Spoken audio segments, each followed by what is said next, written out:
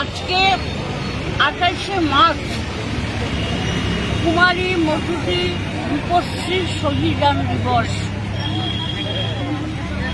ত্রিপুরা রাজ্যে রাজতন্ত্র বিরোধী সংগ্রামের ইতিহাসে একটি ঐতিহাসিক দিন, যেদিন খোয়াইয়ের পদ্মবীরে সামন্ততান্ত্রিক শাসন শোষণের বিরুদ্ধে লড়াই করতে গিয়ে রাজ্যের 3 উপজাতি বীরাঙ্গনা নারী শহীদ হয়েছিলেন খোয়াইয়ের পদ্মবীরে।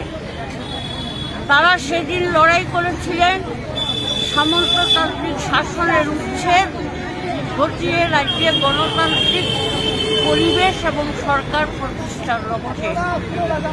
রাজতন্ত্র বিরোধী সংগ্রামের এই দিনটি আমাদের সংগঠন কুমারী মধুতি রূপশ্রী শহীদান দিবস হিসাবে প্রতি বছর আমরা প্রতিপালন করি। এবার আমাদের স্লোগান হচ্ছে সাম্প্রদায়িক এবং স্বৈরাচারী বিজেপির বিরুদ্ধে সারা দেশে আন্দোলন গড়ে তোলা এবং আসন্ন লোকসভা নির্বাচনে বিজেপির মতো একটি সাম্প্রদায়িক দলকে পরাস্ত করা।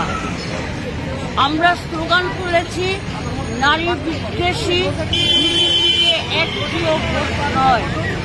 আমরা স্লোগান তুলেছি বেকার বিরোধী বিজেপিকে একটিও ভোট নয়।